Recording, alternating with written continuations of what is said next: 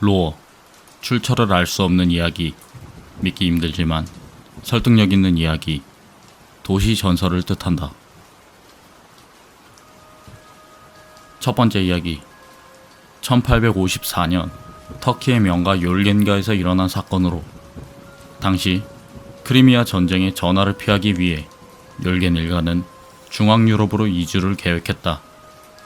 도망치기 위해 짐을 정리하던 중 당시 6살이던 장남 로이가 창고에 있던 상자에서 초성화 하나를 발견했다. 그곳에는 로이와 빼닮은 소년이 그려져 있었으며 그림의 제목은 1854년이었다. 두 번째 이야기, 1895년 독일의 의학자 슈베르트가 동양의술 연구를 통해 완성시킨 소염제를 시험적으로 자신이 치료하던 골수염 환자에게 사용했을 때 사고가 일어났다. 양쪽 팔에 약을 사용한 사람이 양팔로 자신의 목을 조여 자살해버린 것이다.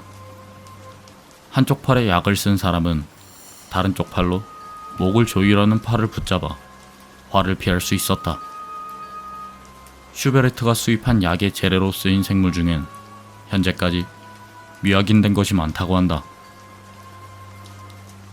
세 번째 이야기, 엘리코라는 이탈리아 수학자가 0과 1이 동일하다는 증명을 내는데 성공했다고 한다. 그는 친구 앞에서 종이에 식을 써보이며 증명에 대한 설명을 시작했다. 이내 설명은 끝났지만 친구는 그걸 이해하지 못했고 종이에 적힌 식에서 눈을 떼니 엘리코는 어느새 사라진 상태였다.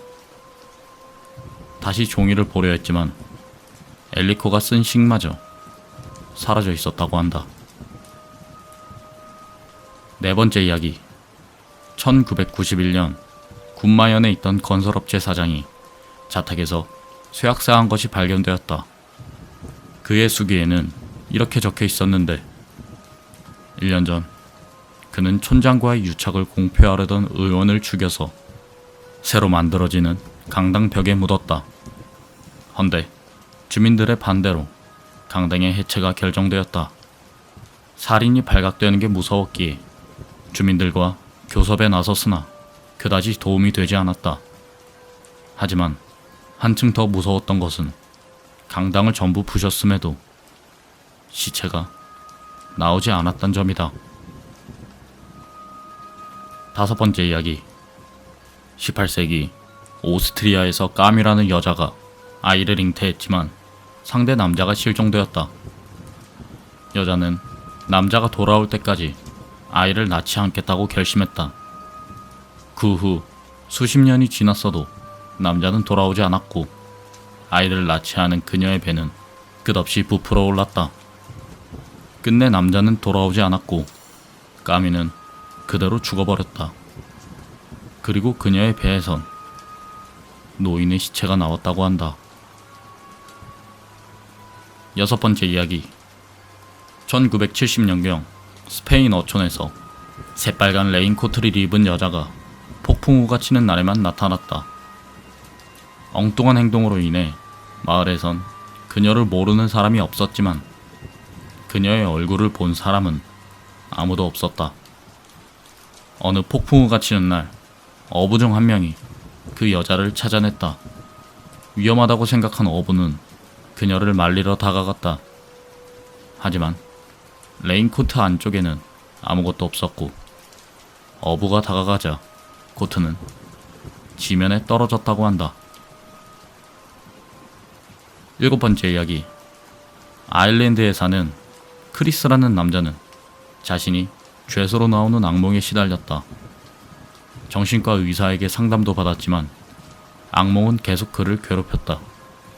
헌데 이 남자는 실제로 조지라는 이름의 죄수였고 크리스라는 건 꿈속의 그였다.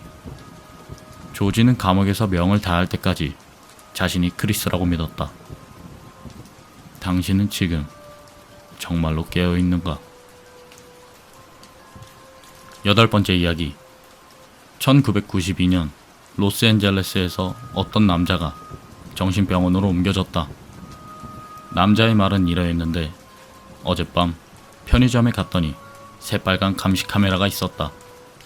색이 특이했기에 신경이 쓰였는데 그 뒤에 간 빨래방이나 공중전화에서도 그것을 보았다.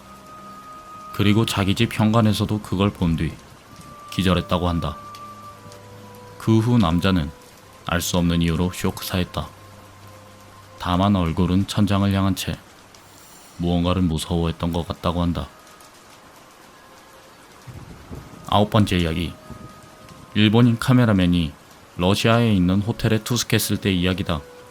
그는 창문 밖으로 보이는 아름다운 호수를 촬영하기 위하여 묵고 있었는데 2월의 차가운 날씨 속에 호수에서 헤엄치는 청년을 렌즈 너머에서 발견했다. 좋은 피사체라고 생각해서 카메라맨은 호텔에서 나와 그곳을 향했지만 호수 어디에도 사람의 모습을 볼 수 없었고 호수는 두꺼운 얼음으로 덮여 있었다. 10번째 이야기. 그리스 서부의 현지민들에게 밑이 없는 연못이라 불리는 곳이 있다.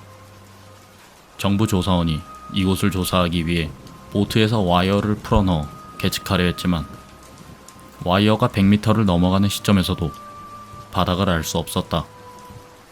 그때 와이어가 강하게 아래로 끌려 내려가는 바람에 보트가 파손되자 결국 정부는 위험하다 판단해 연못을 매립할 것을 결정한다.